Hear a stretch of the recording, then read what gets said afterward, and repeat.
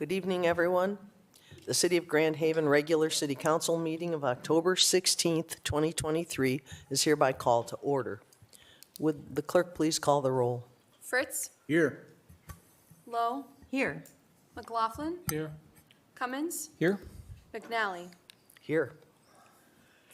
Our invocation this evening will be delivered by the Reverend Art Van Wald of the First Christian Reformed Church of Grand Haven. Would everyone please rise for the invocation and remain standing and join me for the Pledge of Allegiance? Thank you for this opportunity to lead us in prayer. Just a few words. I sometimes get in a rut when I pray. And when I get in a rut, what I like to do is I like to go to the saints that have gone before us or those seasoned veterans that are still alive today and read their prayers and see if they offer me insight as I pray. Well, I'm going to read for us a prayer this evening from a seasoned veteran. He is 90 years old. He lives in Traverse City, Michigan, and his name is Walter Brueggemann. So let's bow our heads as we pray. We confess with our mothers and fathers that the only real power in our lives comes from speaking of your word to us. Yet we find ourselves day by day to be weak, frail, and fragile. We are in the midst of weak and frail and fragile people who yearn for the power to know powerlessness. We thank you for the mystery of Jesus, by whom we know that weakness became power, foolishness became wisdom, and poverty became wealth. Our frailty, foolishness, and poverty are transformed into strength, wisdom, and well-being by trusting ourselves to you, Jesus. So at the beginning of this meeting and the beginning of this week, we submit ourselves to your mercy. We pray that the power of your Spirit may come upon this room, upon this city, that your name, with joy and passion, will be on our lips. Amen. Amen. I pledge allegiance to the flag of the United States of America and to the republic for which it stands, one nation, under God, indivisible, with liberty and justice for all. Please be seated.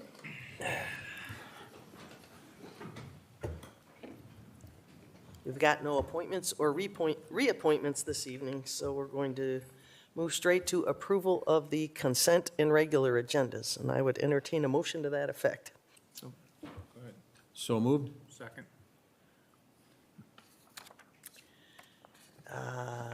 Moving on, is there any discussion?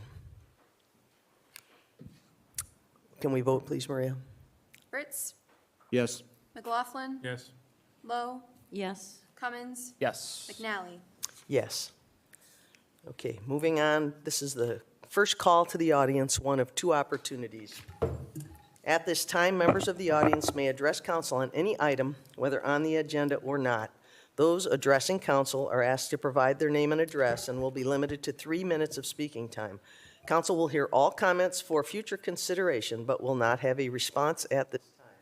Those not physically present who would like to may call in at 616-935-3203. If it continues ringing, please remain on the line until your turn. We will take all callers. Thank you. My name's Ed Leister. I live in Grand Haven. I think it's no secret that Grand Haven right now is facing some huge financial challenges. We went through something a little bit like this back in the 90s. Back then, it took us 6 years to dig ourselves out of the financial hole we were in. And what we're facing now is much, much more severe than that, as best I can tell.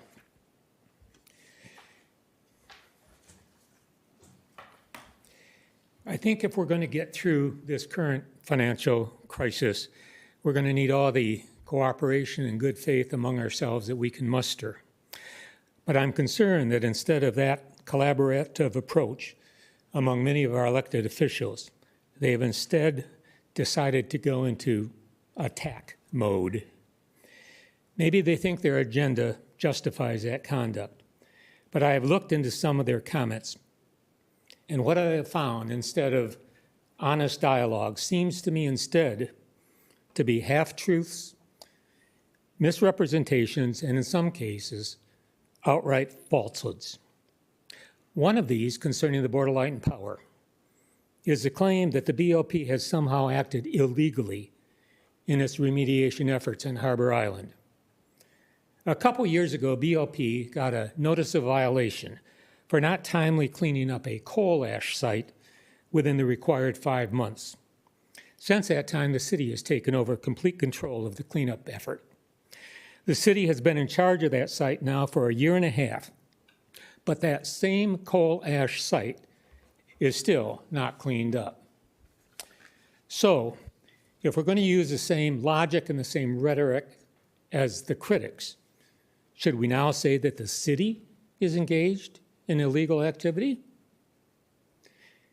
In connection with that same claim, some people have even said that EGLE, the State Environmental Department, requested that the city take over control from BOP on that remediation project. So I checked into that with the EGLE employee who was the liaison at the time between the Environmental Department, the city, and the BOP. He wrote, quote, "To my knowledge, EGLE did not request a change in responsibility from the BOP to the city of Grand Haven.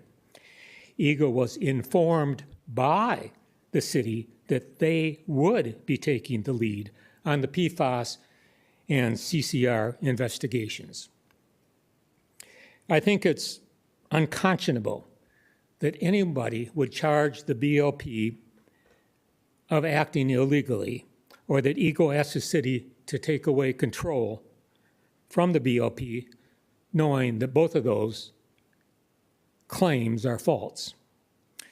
To those elected officials, I ask, how do you think you're going to solve our current financial crisis, or anything else for that matter, if you think your agenda is justified by that kind of rhetoric? It's not going to happen. Thank you, Madam Mayor. Thank you, Ed.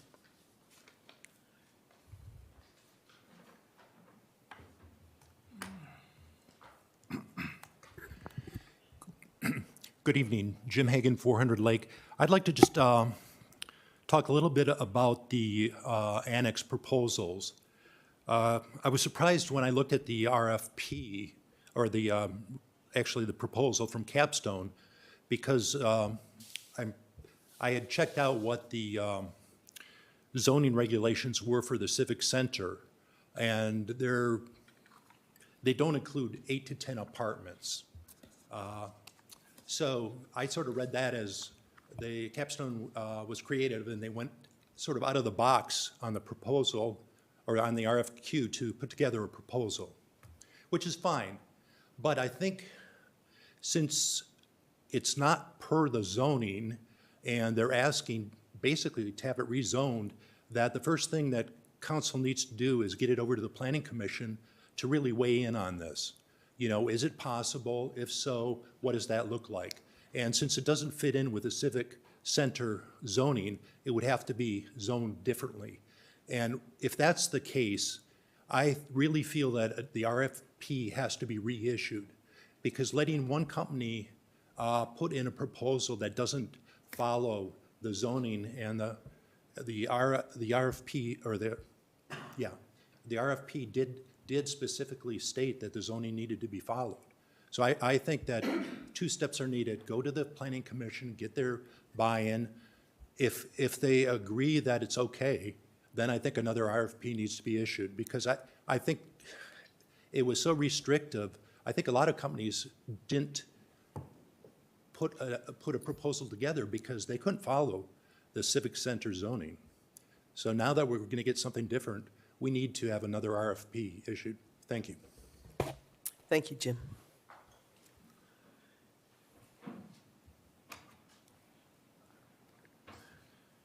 Okay. Cecil. Good evening. The name is Cecil Bradshaw, 31 Sherman Avenue. I attended the September 18 council meeting, and the next evening I attended the Planning Commission meeting. Bob Inez was sitting right behind me, and he and I exchanged a few pleasantries. I ended the conversation with, after the council meeting last night, I think we have Washington, D.C., right here in our city of Grand Haven. Sitting next to Bob was Andrea Hendrick.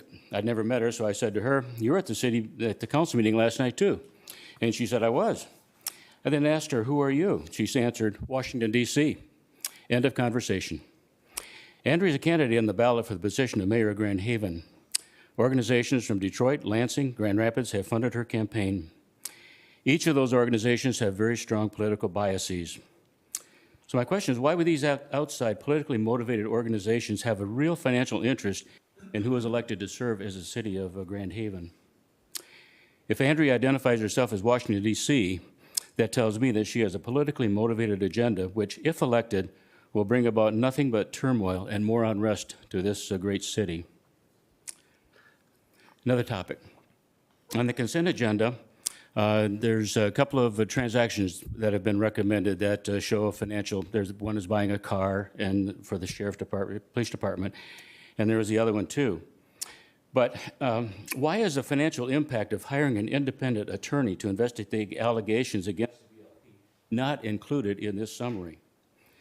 It could have been stated that the hourly fees range from $245 to $550, depending on which attorney works on it, but the billing will be capped at $315 per hour, regardless of the attorneys working on the matter. To me, the way the consent agenda is written, it looks like the council has been asked to approve a blank check for this particular activity. No cap, no time limit, no ceiling on it. Lastly, Todd Crum has spoken favorably about the BLP on several occasions, and he has supported the BLP through all of this stuff that's going on.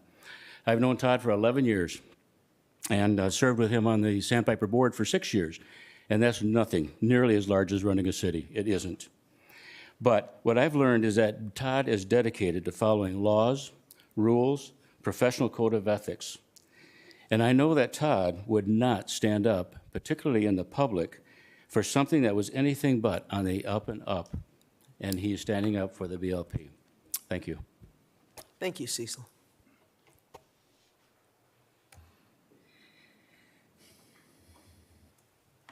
I'm Todd Crum, 415 Sandpiper. Thank you, Cecil, for the kind words. Coming from a person like you, that means a lot. Voters in Grand Haven will consider a charter change amendment to dissolve the Board of Light and Power. It's important everyone knows what's involved. If approved, the City Council would have sole authority to set rates for utility customers. The current charter requires the BLP board to set rates that generate enough revenue to pay for operating costs. The charter amendment allows City Council to set rates as it deems advisable, giving it much more latitude to increase rates. If approved, the City Council would not be required to use best practices when running the utility. The current charter requires the BOP to use best practices to ensure the use of proven guidelines to produce effective outcomes. The charter amendment removes this requirement. If approved, the City Council could use BOP revenues for other purposes. While the charter amendment would restrict the City Council from using reserve funds that exist on January 1st of 2024, there are no similar safeguards in place for the use of new revenues generated from electric utility services. I'd like to finish tonight with a statement from a man who I respect, like you, Cecil. And he has also done a great deal of good for our community. His name is Mr. Jack Smant. And he writes, "The BOP Board of Directors and the City Council are not boards and commissions of the city. The two bodies are democratically elected officials, each with their own separate power and duties as defined in the current city charter. The voters have direct control of these governing bodies. Now, some politicians and their supporters want the community to give up their voting rights and turn it over to one unit of governance. This is a significant change in the governmental structure of Grand Haven, eliminating the checks and balances established in the current city charter. Thank you. Thank you, Todd.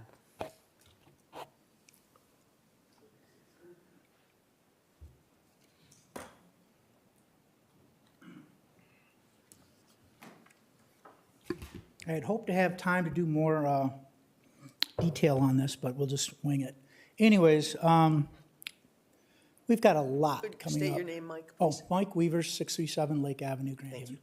Anyways, we've got a lot riding on an election coming up, on proposals, and there is a lot going on behind the scenes with the people involved, and there are a lot of dots that people should be connecting of who's doing what, with whom, against whom, and it's troubling because it looks every bit like Ottawa Impact and how they took over, except they actually put out a agenda of what they were going to do.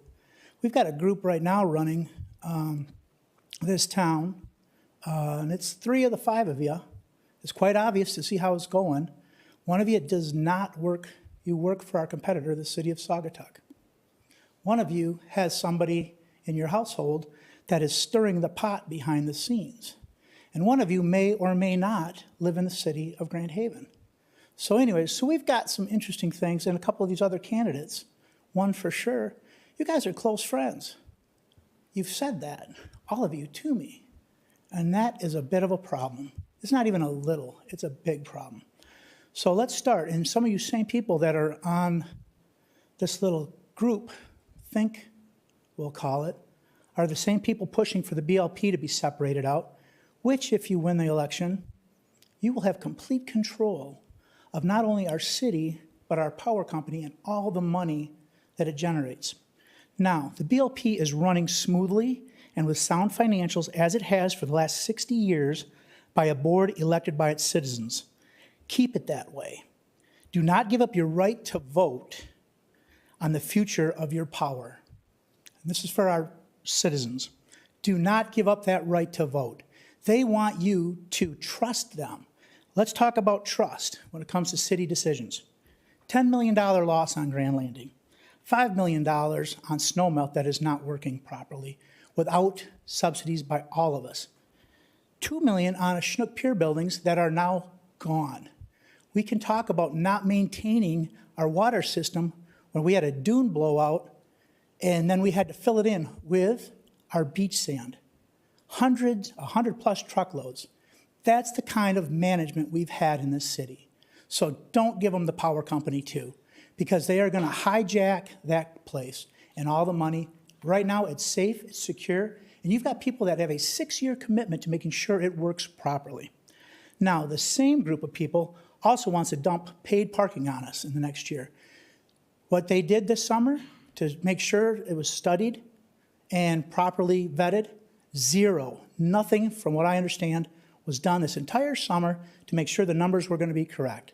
And that is ridiculous and appalling that you want to change the fundamental aspects of our town to paid parking. I mean, quite frankly, let's be honest. One of you's been here for 3 years, another one for 3 years. You do not have the wherewithal to make those decisions. Thank you very much. Thank you, Mike.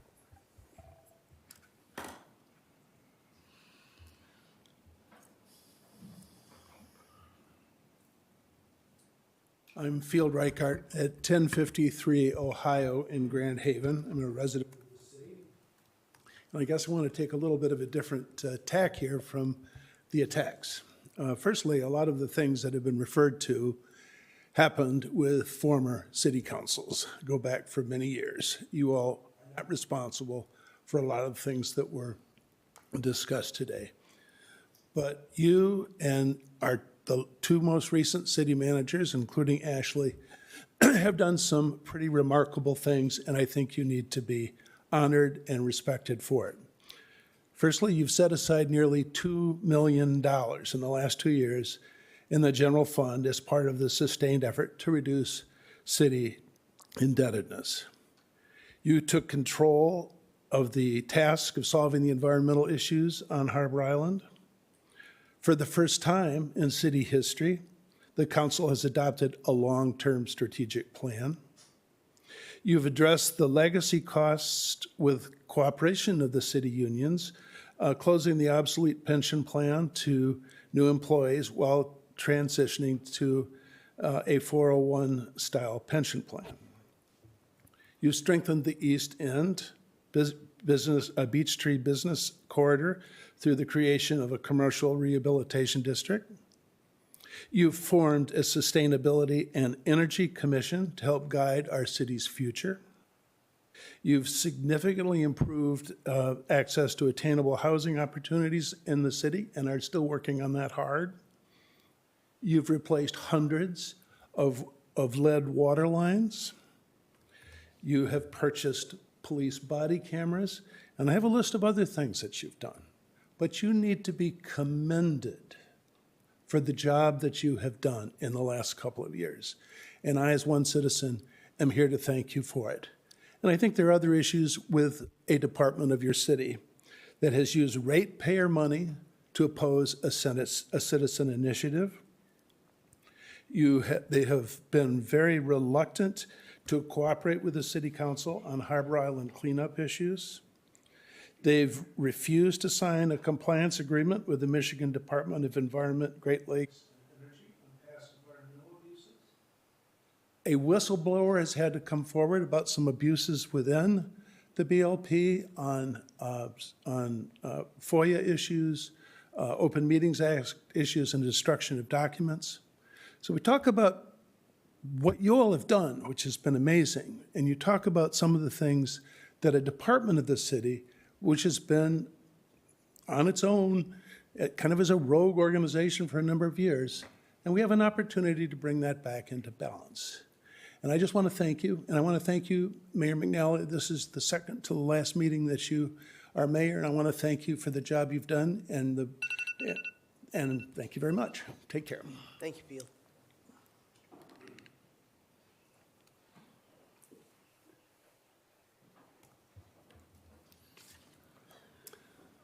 My name is Jeffrey Miller. I live at 1120 South Harbor Drive.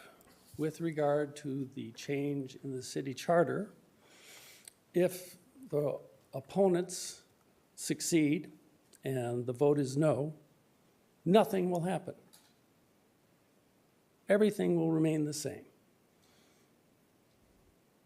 If, however, the citizens of Grand Haven decide to vote for a city change in the charter, there might be some more community input opportunities. There'll be broader stakeholder involvement from the communities that reside outside of our city limits. There'll be greater transparency in decision-making. There could be improved managerial oversight, better governmental relationships, increased communication opportunities.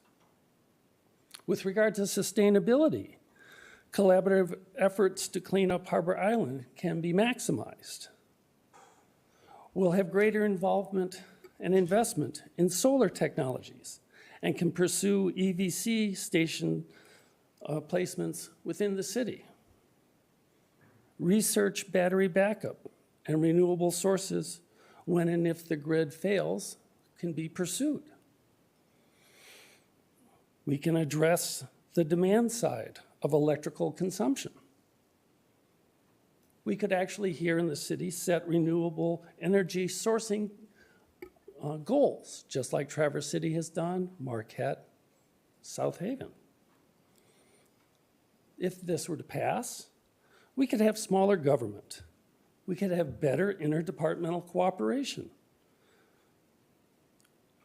We could have operational delivery redundancies ensured so the lights stay on, but administrative redundancies could be eliminated.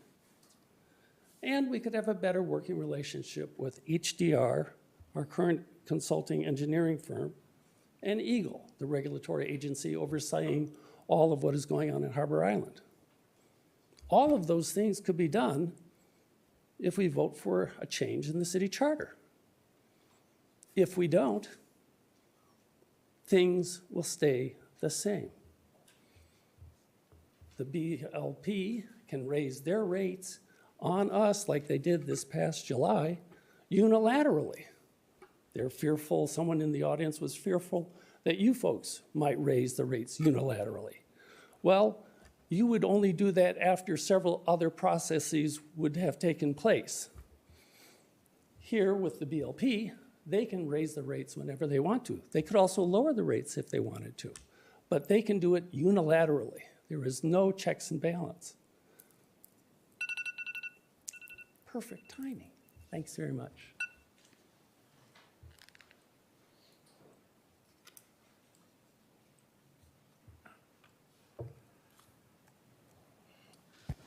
Jerry McCaleb, West Olive.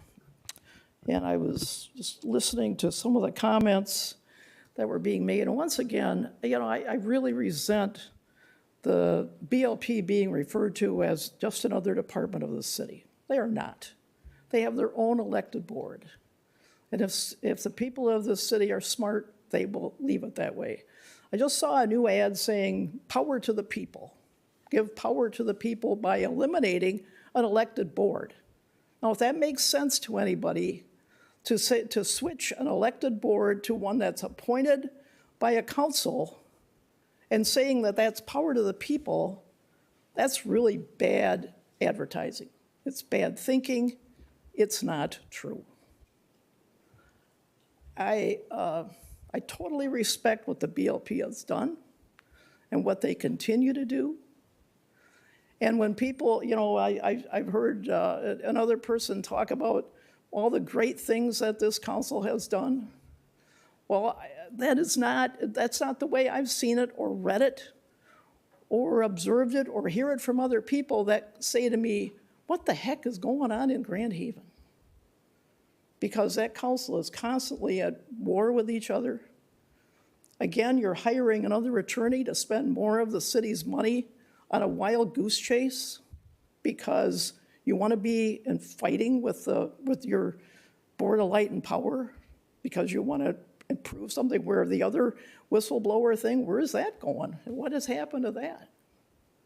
So if people are smart, they'll look between the lines. They will see things for what they are. They will stop believing the smoke that's being blown by certain organizations around this community, where there's obviously people working together behind the scenes, not in daylight. So it's not too far away from an election, but absentee ballots are out there, and I hope that people are thinking hard and given a lot of thought. This is a huge election for Grand Haven. There are huge things that could be taking place. And it's time to be very wary, people of Grand Haven. So thanks for your time. Thank you, Jerry. Okay, moving on. We've got a presentation actually on the annex request for proposals submission. Ashley? Yeah, so just to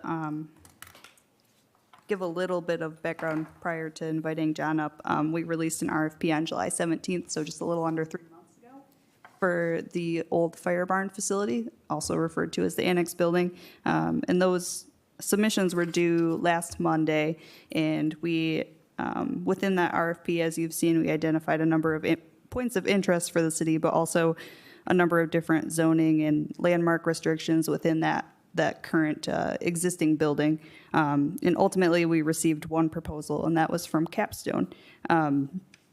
But again, before I invite John up here just to say a brief few words and answer any questions about his proposal, if there were to be general consensus around proceeding with this proposal specifically, we would then begin to negotiate a potential purchase agreement, and that would have contingencies such as undergoing Historic Commission and Planning Commission review. This use would just informationally be permitted under special land use. So John, if you'd like to come up and offer a couple words. Yeah, thank you. I'm glad you mentioned the special land use. As I heard that earlier, I just got a text from our attorney that said it's definitely allowable in the district. I would, John Grodice, 115 Sherman, sorry. I would back up a little bit, and I think the lack of attention that this building received was a couple things. One, the repair, the state of repair that it's in, as was evidenced by a report that the BLP did when they looked at the building. Secondly, and I've had a chance to talk to Chad Fisk from the Historical District Commission, and I don't have any problem at all with what he sees as the vision for the building in terms of maintaining the exterior and creating some separation on the east wall if we were to build up behind it on the garage. I think that's another issue that has scared some people away, were those two things. I, for one, am excited about the building. It's something I had meetings in 25 years ago when I first came to town with different nonprofits. Capstone would like to locate its office there. We also would have room for other office users, and we would take our time and go through a plan and a PUD to develop the building over time. It's nothing we want to or have to do right away. We've got a lot of time to do this, and quite frankly, we're quite excited about what we can do with that building. We're also, as some people know, looking at a project with the Steinbecks down on 7th and Columbus, and we think this building with that development in Centertown can hopefully create some synergies. I've talked to Chad from the Historical District Commission, and we talked about what other users may be able to use that main floor. And I'm all for it. Capstone can be a rolling stone. I mean, we can work anywhere in Grand Haven. We don't have to be any specific place. So if a better user that makes sense for the city and financially makes sense for Capstone, owning that building to create a public use, I'm all for it. I told them, bring me some ideas. So I'm excited about the building. I'm excited to work with the Historic District Commission. And again, I have been told, and everything I've read would say under a special land use with the proper approvals that our use would be permitted there. So I'd love to answer any questions that I could. John, I think some of the people here probably have seen, well, the people here can see the photographs, but we're being streamed. Would you describe what your overall vision for this piece of property would be? Yeah, overall, the existing, probably 80% of the existing building would be used for office, including Capstone's office. And we've got a lot of tenants that would like to. So that would be the fire barn portion? There's two portions, or? Yeah, right? the fire barn portion. Okay. I'll say everything west of the tower, the hose drying tower. Above the garage would be a residential loft for sale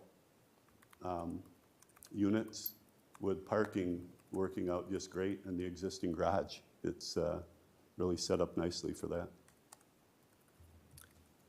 So what the proposal said was apartments, but you're actually looking at condominiums up there? Correct. Okay. And the annex building, the fire barn itself would largely be used as offices, which makes the development mixed use, which is allowable as a special land use in existing zoning, right? That's my understanding, yes. And I've talked to Chad Fisk about, okay, so what do we do with that east wall if we were to develop behind it? And he would like some separation kept between that, but he says the district would allow most likely a couple penetrations through if traffic were to go back and forth, but we would keep those walls separate, try to maintain the integrity of that structure. So you really wouldn't see anything from a historical standpoint change other than probably the soffit and roof and some window work being done within, approval parameters because it's dated. Okay. Mike, you got any questions? The only thing I got is I really don't like the design. It doesn't fit the campus for one thing, and it looks like all the other buildings you've done. That's my own personal opinion. I look at that and I just see the same thing that's happening down at the bank. It looks generic. It'd be nice if it was designed to fit in with the campus that we have. I'd like to see some of that kind of architectural there with it. It doesn't seem to blend in with the community center, the fire barn, the telephone company, city hall. It just seems to be out of place. Okay. That's my own personal opinion, what I see. Believe me, we hear a lot of them. I bet you do, John. People riding down Franklin, love one building, hate that building. I This is a know. great, we hear them all, so. I just like to see the campus look Yeah, complete. no, know. thank you. Okay, Kevin? First of all, thanks for submitting the proposal. You know, it's early in the design. I look forward to supporting this. I think it's going to be a great project. I think we all wanted more proposals, but I'm glad you submitted one. In fact, we talked about it a little while ago. So I want to thank you for submitting this, and I'm all for it.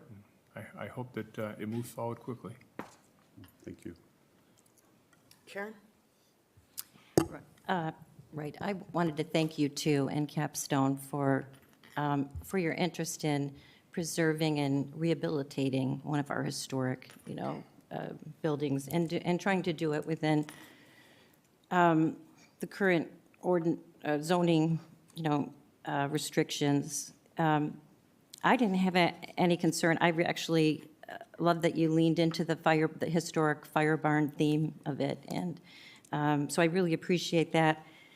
My only reservation had nothing to do with your proposal and where you're at. It was, and I think I stated this when this came out the first time, that it seemed rather sudden, and I didn't know if you all had been given the opportunity, or we as a community had been given the opportunity to really think about what we wanted in that space as one of the, it's in a very unique, position, and so that was my biggest reservation, like, what's the best use of that last spot, a boutique hotel, something else. What does our community think, we could use there? But I had, that aside, I understand what you were trying to do and how you're trying to fit this. Now, I will say that I'm kind of with my colleague, Councilmember Fritz. Condos versus apartments, I actually thought I was encouraged by the apartments versus just, more condos. But I do understand this is sort of all about making the financials work. Yeah, I guess that's it. I just wanted to reinforce Jim Hagan's comments, though, about if we had known more, would we have gotten a better... In fact, I'll say this. I was very disappointed that we didn't receive anything from the Children's Museum Board and others, Ashley, others that this would have been a nice site for. So it's their loss, but I'm just disappointed. I don't know if there's anything up from our side where we were too restrictive, as Mr. Hagan suggests, in our RFP or not. But I have no concerns about your proposal other than that. Thank you. Ryan? Yeah, thank you, John, and the Capstone team. I know our Historic Conservation District Commission and the City Council's finds that the fire barn is very important to us, and maintaining that, and maintaining our history and charm, and it's great to have a proposal before us that would reuse and repurpose that and take care of it going forward. So it maintains that piece, but while kind of adding potentially some new items. So, and I apologize, Ashley, if you did mention it during your kind of lead in, and I'm not asking you what the number was, because it probably is best that we keep that private at this point. But we did have an appraisal conducted while the RFP was out. That's correct? Correct. And the proposal submitted was above the appraised value.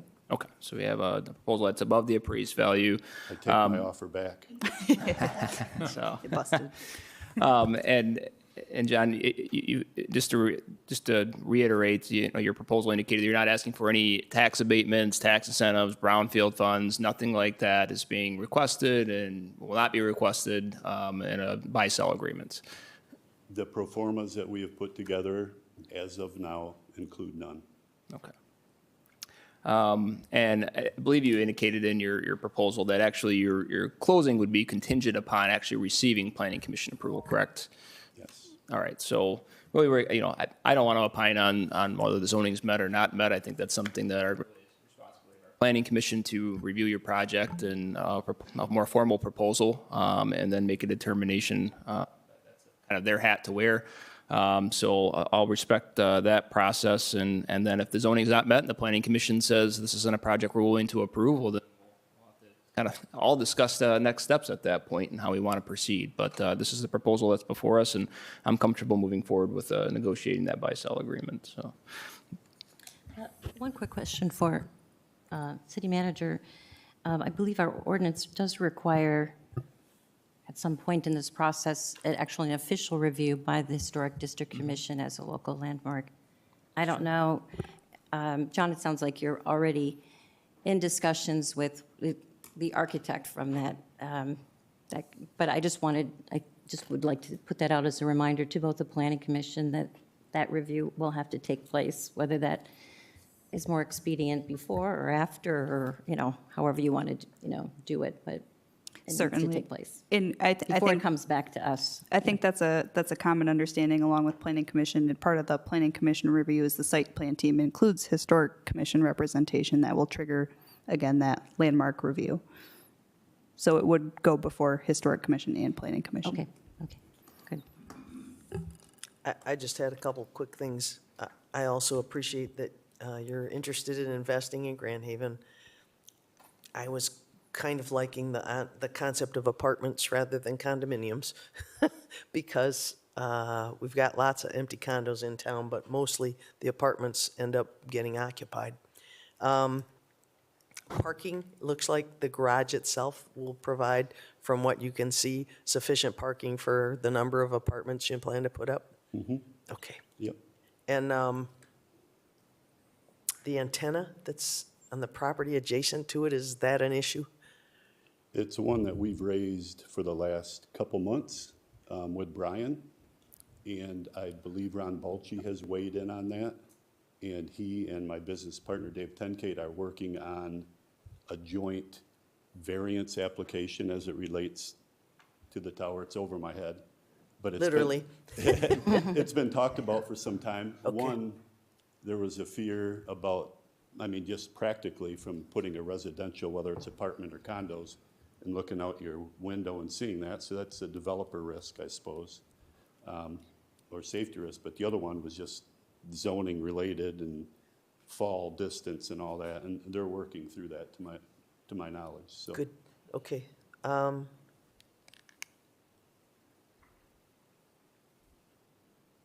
think that's all I have, John. I appreciate you coming in. And I guess, Ashley, if what you're looking for from council is sort of general consensus or general approval of moving forward with negotiating a purchase agreement, I'm going to look around this bench and say, yes, Mike? I just don't like the design. I know. So is that a no or? No, yes? it's all right. It's yes, okay. Move forward. Karen? Are we? We're not are we voting. on it We're with not this voting of on it. general Unless there's direction? major opposition Yeah. that would prevent me from proceeding with Okay. conversations. I don't have any. I think Reservation. you have general consensus depending on the details of what's worked out. and one last piece of this too, I think, is an interesting factor. And we mentioned, do you remember what the actual environment, to clean this up or bring this building up to what it really needs to be, what that cost was going to be? I can't recall, the numbers are combined in my head as far as what the BLP had in regard to remediation, but also their build out. So my numbers are intertwined, but I know even just for us in the next 3 years, we're looking at $500,000 in just capital repairs to keep the facility up and running. And that's not including the ongoing maintenance, the appropriate level of maintenance that needs to be performed.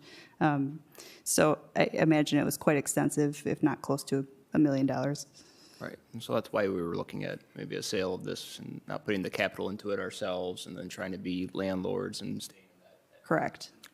And I think also the reality is it's access to our needs And if it can convert to private use and generate tax revenue, we all benefit, so. Good point. Okay. Anybody else got anything? Thank you very much, John. You got something more? Come on up. Use the mic if you don't mind. Yeah, thank you for having me back up. I just want to make sure, what are next steps? What happened here tonight and what's next? Do we move towards a purchase agreement? Is Yes, with there- the city manager and her team. Okay. Does that make sense? And then once that's That comes to us for for approval. approval of the agreement? Okay, yeah, thank you. Okay, thank you very much, John.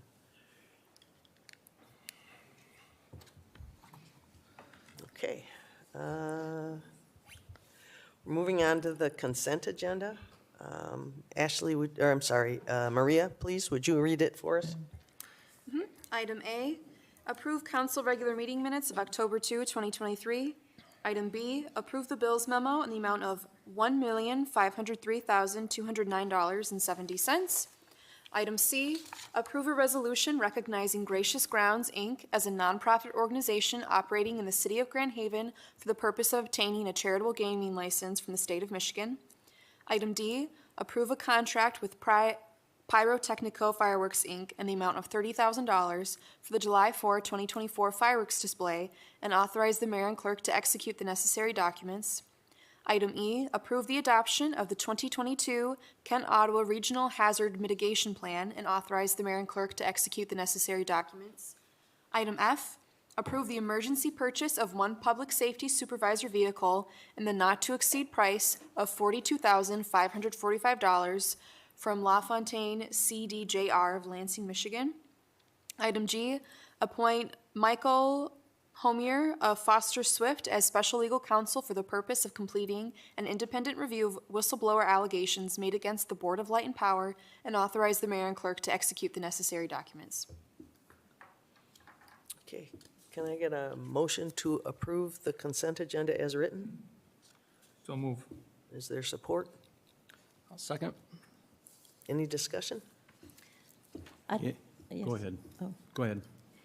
I have an amendment to the meeting minutes, and I'd also like to ask that item G be moved to new business. Okay, I think that should have been done at the beginning of the meeting, Karen. Oh, That was the, When we approved the. Oh, sorry right, about when that. we Okay. approved the Approved it. consent agenda. all right. So I do have, are they the minutes? I have an amendment to the minutes. I don't know if I can do that here. If no. not, it's We've- inaccurate because it has me making a statement at the last meeting, which I was not at, so I think that we've just approved the consent agenda, and the minutes, approval of the minutes is on the consent agenda. So I don't think we have a lot of options at this point in the meeting. Is that true? Is there a, okay. So that's my bad. I didn't know that we couldn't do that. I thought we did it here, but I should have asked. So so our options would be, the minutes are incorrect. well, We can leave them as is. It just says that I said something that I think you said. okay. That's not a problem. I can bring them back at a later meeting to be. Say it again, I can Maria. bring them back at a later meeting to be corrected. To be corrected? Okay. Thank you. So for now, we've got a motion on the table to approve the consent agenda as written. And and there's a motion and support. So Maria, would you please call the roll? Mike? Before you go any further, on item G, as Jim was saying earlier, you want to know, is there a cap on the limit, how much money they're going to spend, and how long they're going to be on it for the lawyer? So this is per the charter, just to engage in an outside firm until he reviews the content of, and has a conversation with our attorney. He can't appropriately put a figure to it, so that would be the next step. Okay. we But just want- his hourly is a not-to-exceed amount. Not to exceed. Not to exceed, which Yep, is, his hourly rate at $3.15. But until he reviews, well, we don't know how many the hours is materials, he problem. So can't it is- provide. It is a agenda item with an uncertain cost. But that is the nature of an investigation. Nature of the beast. Yeah. Okay, But Ashley is monitoring that, and we'll get, keep a close eye on it for us, because legal costs are out of this world for us right now. okay, anything further, Mike? I guess I would like to just make a few comments on that It's fine. particular point then, because I did have some questions that I asked city manager about on Friday, and I think some of my constituents would have some of the same concerns, so I wanted to respond and just make sure they received the same answers that I thought I heard from the city manager. You know, the first was on the billing rates, and it is, as the mayor has said, all partner and subject matter experts, which are the most expensive resources, who normally bill at $245 to $550 an hour. The billing rates for these resources will be capped, meaning not to exceed at $315 per hour. For example, the lead investigator, who's normally $485 an hour, his rate would be at $315 an hour. Again, this would be, and he is obviously the most important person up front as he gets his independent information, starts to conduct and understand the full scope of what will be required. Naturally, if he sees opportunity to use lower cost resources for tasks, which probably wouldn't happen on the front end, we would want him to do so to keep our costs down. For example, should he use lower cost firm resources such as a paralegal or an IT technician on certain tasks, they would be billed at that lower rate. Secondly, on the scope of work, they understand the scope of work to be exactly as described in our resolution on September 18th, which is an independent review of the whistleblower allegations made against the BLP, as well as the possible violations of Michigan election law by the BLP. In terms of deliverables, I don't believe that we need to get into overly prescribing any deliverables, as the firm is going to be happy to put in as much time as we want to into getting or will allow them to do to put together a report. But at the end of the day, the city and the community want to know if there's any merit to the alleged criminal and civil violations against the BLP. If so, by whom and on what legal grounds? With that, I like to just, say to the community, we have to be, in order to maintain the independence, we need to sort of delegate this to the oversight of the city manager so as not to compromise the independence of the investigation. Thank you. Anybody else? Okay. Maria, would you please call the roll? McLaughlin? Yes. Cummins? Yes. Fritz? Yes. Lowe? Yes. McNally? Yes. New business, Maria, when you're ready, would you read item A? Consideration by City Council of a resolution to approve a professional services agreement with Marsh Consultants, Inc. for the Mulligan's Hollow Pickleball Court ADA access route in the not-to-exceed amount of $11,800 and authorize the mayor and clerk to execute the necessary documents. Administration recommends approval. Can I get a motion to that effect? So moved. Is there support? Second? Any discussion? Just kind of explain what brought this about and just a little more history, maybe. Yeah, Dana's present to help in answering any specific questions, but we're excited that this was finally sustained through our budget process. It's been a project that we've looked at for the previous handful of years, primarily brought forward to us by our residents. So we're really excited to be able to, again, especially in that area, promote accessibility where we've been so intentional. Dana, what you got for us? Ashley said it well. That is the background on this project. So, as Ashley pointed out, we finally made it this project into the budget, into the capital budget. So, the budget overall for this project is expected to be $75,000. That's what we have in the capital plan and budgeted for, and that does include the engineering proposal that's before you as well. So that's the actual cost of construction and the engineering proposal before you tonight. I can speak personally about one of the city residents who's talked to me about it.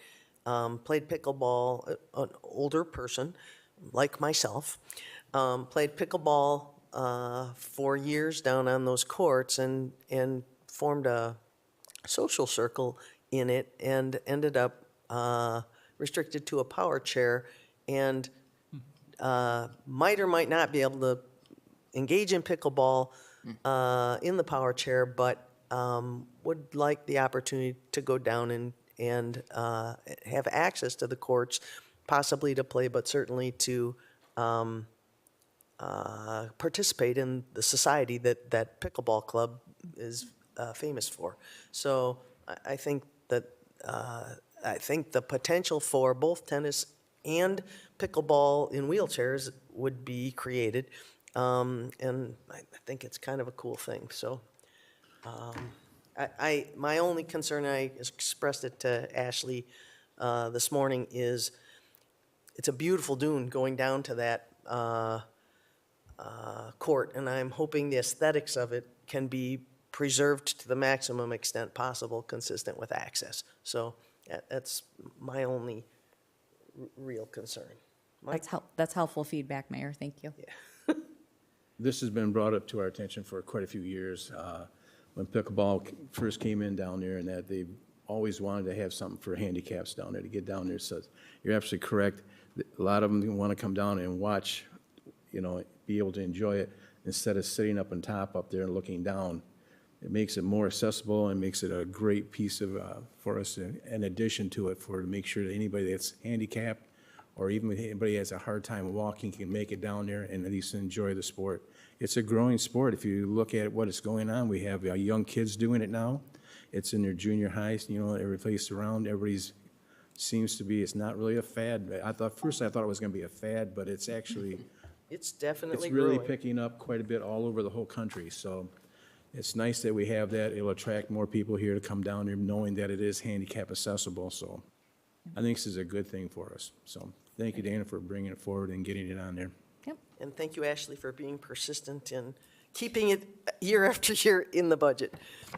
Anybody got anything else? No. Okay, Maria, would you please call the roll? Fritz, Yes. Cummins, Yes. Lowe, Yes. McLaughlin, Yes. McNally. Yes.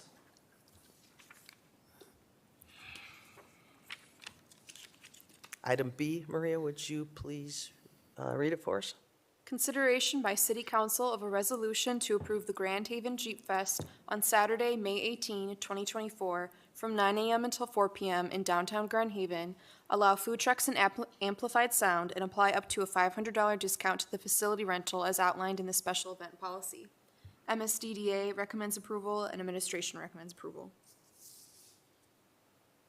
Okay, discussion? I'll make a motion. Motion, Mike, thank you. Second? Okay, now, discussion? You want to go? No, go ahead. It was a You good always event. want. It was really a good event, and it seemed to work out very well, and I like it, so. Yeah, I think they do an excellent job. I think they donated somewhere around $12,000 to a not-for-profit as a result of this. So I think it's. Dana's back. I'm back. Did I say something Good wrong? evening. No, not at all. I just wanted to point out that Jason Jason's here. Rogers is Yeah. here. If you have questions for Jason, he Okay. can speak to any questions you have. No, I think it was very well run. I want to thank you, and I hope you keep this up for years to come. Thank you. Karen, got anything? No. Ryan? No, I mean, new event as of a few years ago, and you've grown it dramatically even during that period of time, and it's kind of a good May event to kind of help out in those shoulder seasons or to get things started and get things kicked off in town. So thank you for your work on that. Glad the Main Street recommends approval as well. I think Parks and Rec reviewed and recommended approval as well, is my understanding from the memo. So I'm good to go. I had a couple things that are kind of the same things, Jason, as I said last year, which is I worry about closing, at this point, 4 blocks plus the side blocks of our main street for a full Saturday in May, which is really kind of the beginning of the retail season. So the good news is it brings a lot of people in. The bad news is that other people who might come maybe don't have as much access. So I know the DDA approved it, and I voted with the DDA, but And I've brought this up to you before because most of the car shows are on Sundays. And you've explained why not. But the other issue that and this is just, I am putting on the table because I've asked Ashley to consider, I think that scheduling these major events over the summer becomes kind of challenging. And this one's again, going to be on top of Kite Fest. And I think that the value to the community of bringing some of these events in is reduced when we put them on the same weekends, because the lodging industry is basically people who want to stay. There's only a limited number of rooms here. They have to move out into Holland and Muskegon. The restaurants can only accommodate some of the business that comes in when you stack multiple events. So I'm just recommending, looking at this long term, that we try to deconflict some of these to spread them out over the summer so that we don't end up with major events on the same Saturdays. There are some advantages to it, but there are disadvantages. And I think that's worth a larger discussion. But in this case, I basically have got my butt kicked on this one a couple of times, and I'm okay with it. And we can go forward. And call the roll, please, Maria. Fritz? Yes. McLaughlin? Yes. Cummins? Yes. Lowe? Yes. McNally? Yes. Okay. We're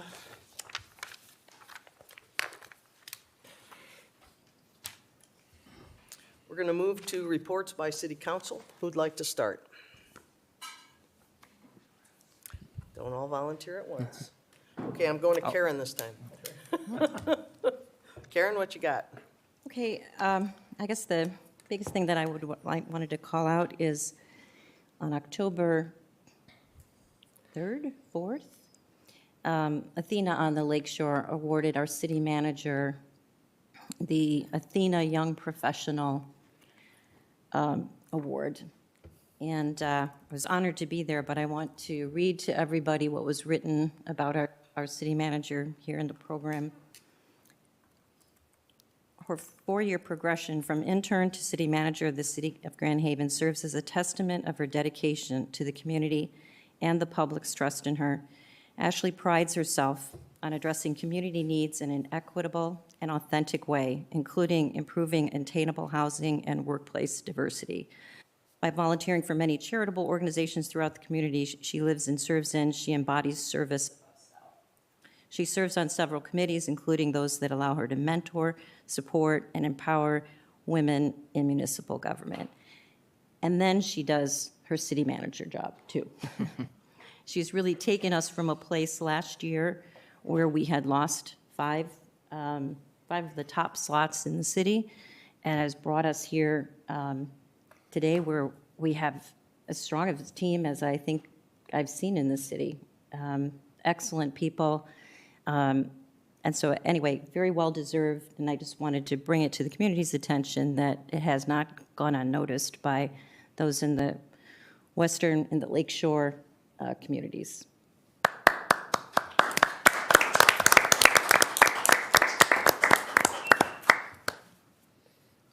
Thank you. Ryan? Yeah, thank you. And Mr. Reich earlier mentioned a lot of positives, but that's one positive that didn't make the list, that we've hired a fantastic city manager in Ashley Latch. And so congratulations to you and on your Young Athena award. Very well deserved. I think you've officially been with us as city manager for a year, but we were intern before that, and obviously our assistant city manager before that, and an intern before that. And an amazing career trajectory to be where you're at, but you've earned it. So congratulations on your award. A few other positives I want to focus on. There's been some really good articles written about various Grand Haven businesses over the last few weeks. MLive, Muskegon Chronicle, they do some different features. Actually, it's MLive as a whole across the state. Does some different features on various businesses, and one of their features is on different best local eats. And they've featured the Kirby Grill, JW's, and Tip a Few over the last few weeks, and the work and the things that they do for our community. So congratulations to all of them and those articles. Crane's GR Business did a piece on the unicorn and talked about how all the work that Crystal and Gary Boyd have been doing as far as growing community and really promoting acceptance in the community. So congratulations to them on that, as well as their chamber and city recognition.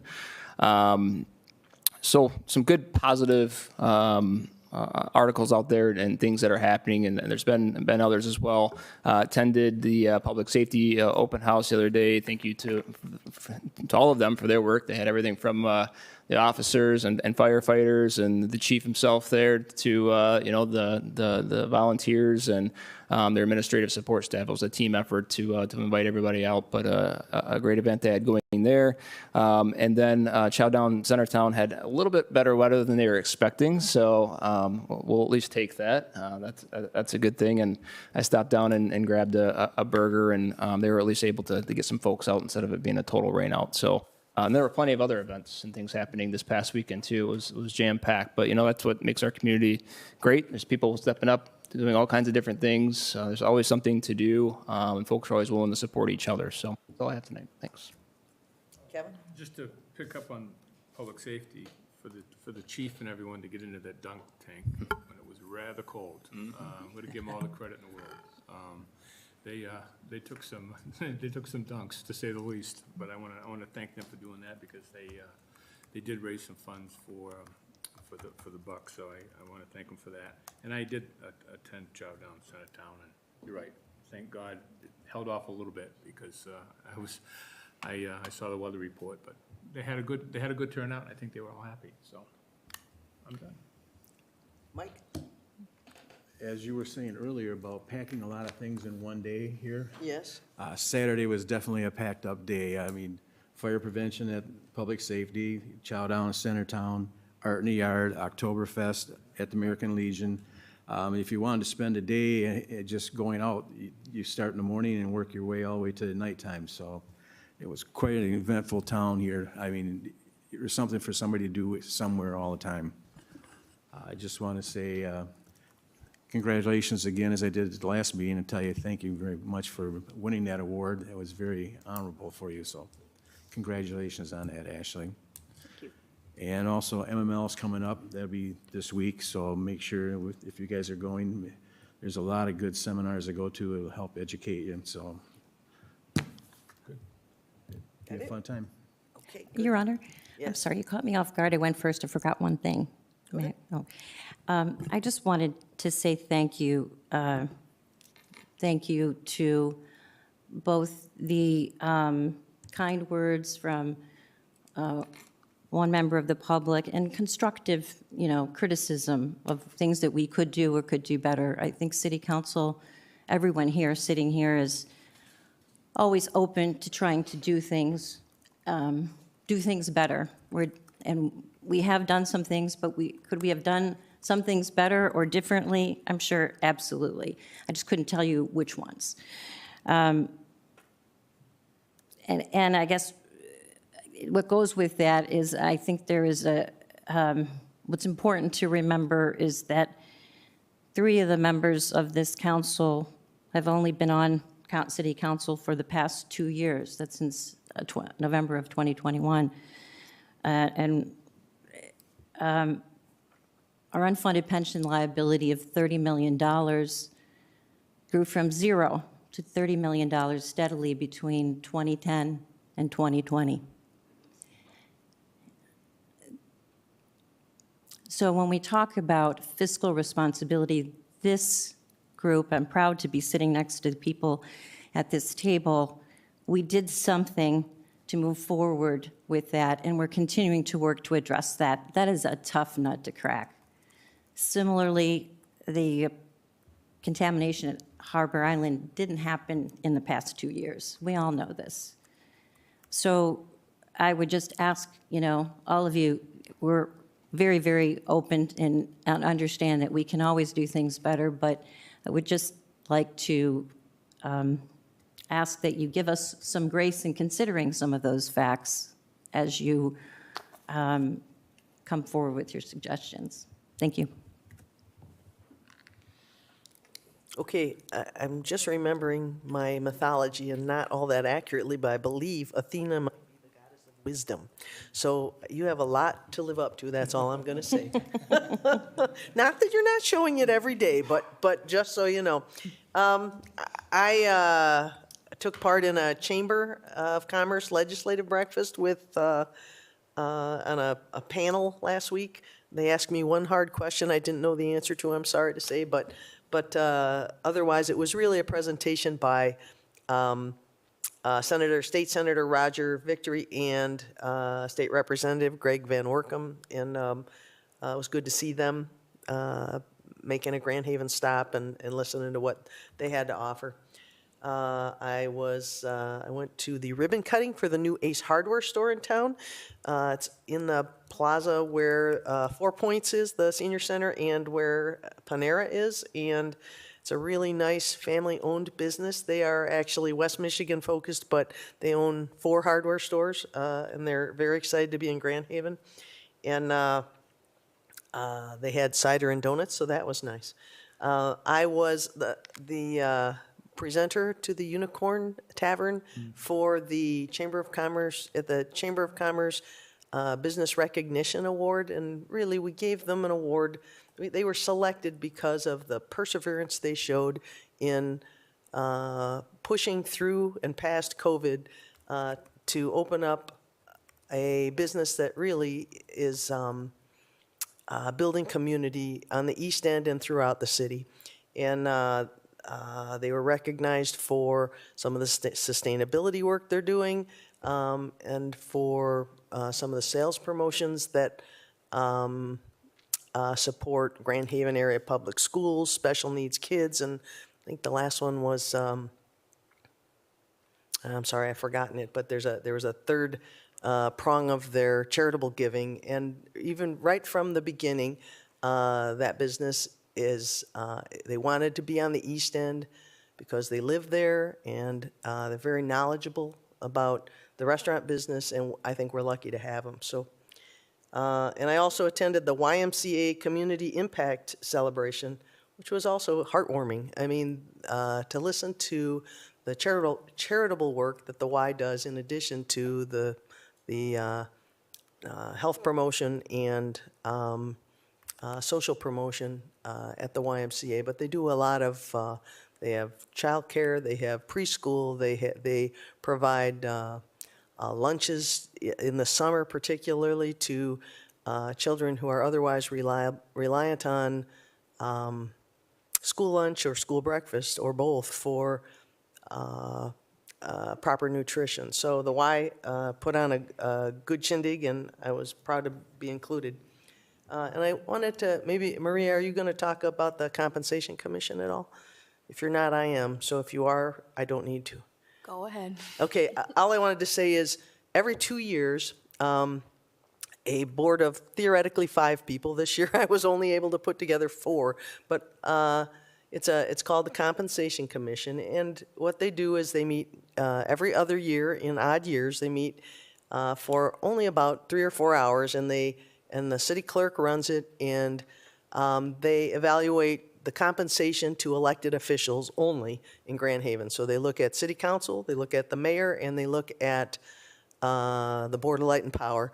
And the clerk usually provides them comparables that show what other cities of appropriate or approximately larger, smaller cities. And it is interesting. I read the comparables, and they're all over the board. But our Compensation Commission met under the auspices of the city clerk and reviewed the compensation for elected officials and decided it was just fine and left it alone. So that's my report. Okay, Ashley, got anything? I don't have anything this week. Okay. Maria? I did. I was asked to report on current vacancies for our boards and commissions. I'm going to just interject here. I asked that she consider at city council meetings just letting us know how we're doing on boards and commissions. Because if people are listening to this and think, I'd like to get involved in the city, this is a good way to get the word out. So please. I will say before I start, on our website, we do have information about each of our boards and commissions, and we also have our application available on our website, as well as in the clerk's office. But our cemetery board has one position open with a term ending June 30, 2028. Our Economic Development Commission / Brownfield Authority has one seat open with a term end of March 31st, 2029. Our Main Street DDA technically has 3 seats open, although 2 of them people are continuing to serve from their prior term. But we have a seat available with a term end of June 30, 2026, June 30, 2027, and June 30, 2025. I'll note that the June 30, 2025 seat was previously held by Judy Boyle, who was the resident member who lived in the district who was on the board. Our Musical Fountain Committee has one seat open with a term end of June 30, 2027. And our Zoning Board of Appeals board has 2 seats open, both with a term end of June 30, 2026. I think the Zoning Board of Appeals particularly needs people who are interested in learning a little bit about zoning and helping decide close calls in our neighborhoods. So if there's anybody out there that's interested in that, you can file an application through Maria's office, the city clerk's office. Can I add one to the list, Mayor? Yeah, absolutely. Yeah, the Northwest Ottawa Recreational Authority, our resident representative has been vacant for some time as well. And so if folks are interested in serving on the NORA board, we'd love to have you as well. And I can tell you, Ryan, that I talked to, is it Chris, who runs it, and I asked, what are you looking for, and what he would prefer if there's somebody out there that's interested in athletics generally and maybe has kids in the system. So I know people who are interested in athletics and have kids in the system might be kind of busy, but I don't think it's a huge lift, right. And that's a good ad. Thanks. Okay, we're going to do the final call to the audience, and then we're going into closed session for a periodic personnel evaluation. So I'm going to make the second opportunity call to the audience. At this time, members of the audience may address council on any item, whether on the agenda or not. Those addressing council are asked to provide their name and address and will be limited to 3 minutes of speaking time. Council will hear all comments for future consideration, but will not have a response at this time. Those not physically present who would like to may dial 616-935-3203 and stay on the line. If the phone is ringing, we'll take all callers. Jim, what you got? Yes, Jim Hagan, 400 Lake. I'd like to talk about a utility in this town that needs to be fixed, and that's AT&T. I live at 400 Lake, and the cabling that comes up both Lake and Howard meets on the corner of my property. The cables have been sagging so bad that pole has now a second cable on it. The water project is right there. AT&T is in charge of that pole, and what they did was they instructed, or they had the utility company of Sparta put a crane that's halfway over on my lot. They came over, they did not put any matting on any of the sidewalk. They cracked it all up, punctured holes in the lawn. So I don't know who in the city actually works with AT&T, but somebody needs to really, I think, crack the whip with them because they're allowing the infrastructure just to fall apart. Thanks. Thanks, Jim. That's true. Okay, I need a motion to go in. Go ahead, Mike. Hi there, Mike Weaver, 637 Lake. In regards to the AT&T, if you talk to the RV Terrell head, they have to get contracts through the city to do their work. So I learned that because they tore up my driveway 3 times and never fixed it once. Anyways, a couple things to our citizenry. One note, if you have already voted absentee, you do have a right, if I got this right, to change your ballot up until Friday, November 3 of November 3. That's one thing. Half the people backing the initiative to change the BLP are neither residents nor BLP users, based on the list that group uses. At the League of Women Voters, for the BLP meeting, I learned a couple fun things. Canadian waters flow through the Grand River. Obviously, that was really wrong, and then he admitted it, but I was like, okay. 2, he also said, hey, let's let the Sierra Club and Eagle decide what we should do with the property. Obviously, not the best idea, because that's not their job. Let's see, one proponent that I've talked to about of the BLP change thought it would be a good idea for us to sell to Consumers Power. Don't think that's a great idea either. We've had excellent, reliable service. Their books are good. They've got money to work with. In fact, they had to loan the city $1 million to buy a boiler to heat the downtown streets. So let's not really put the city in charge of that BLP, because let's be honest, the city is not in good financial shape and has not been for some time. One of the proponents of this change is Mr. Pat McGinnis, our former city manager, who left us with quite a mess. So that ought to tell you right away how to vote. Let's see here real quick. Harbor Island. We want to turn this over to the city, the BLP situation, without having people who have 6 years invested when they get elected, is my understanding. So they get a lot of time to learn. So instead of that scenario, we're going to go to political operatives. And quite possibly, you're going to end up in the same situation we ended up a few years back, where the city manager doesn't like somebody, they're going to fire, like the chief of police, which they did, and you're never going to get an explanation of what happened and why. So be wary about this whole change. If you want to look at how the city takes care of Harbor Island now, what we currently have, and this is in the last 2 years, you said, you know, I've only been here 2 years, a few of you, but here's what Harbor Island looks like today. We have a defective boat launch that has not been touched, except for some terribly oversized riprap for the launch ramp. We have a beached tug barge combo that has not moved there for over a year, and you have to drive by to get to the boat launch. There are benches that have been left deep in weeds for over a year. So, and Linear Park is a complete mess, and none of it's been dealt with. So let's see if the city can fix that stuff first, and then maybe we'll give you a shot at the BLP. Thank you very much. Thanks, Mike. Okay. We have consideration by city council to go into closed session to consider a periodic personnel evaluation pursuant to section 8(1)(a) of the Open Meetings Act as requested by the employee. Could I get a motion to that effect? So moved. And is there Support. support? Would you call the roll? Is there discussion? Call the roll, please. Fritz. Yes. Lowe. Yes. McLaughlin. Yes.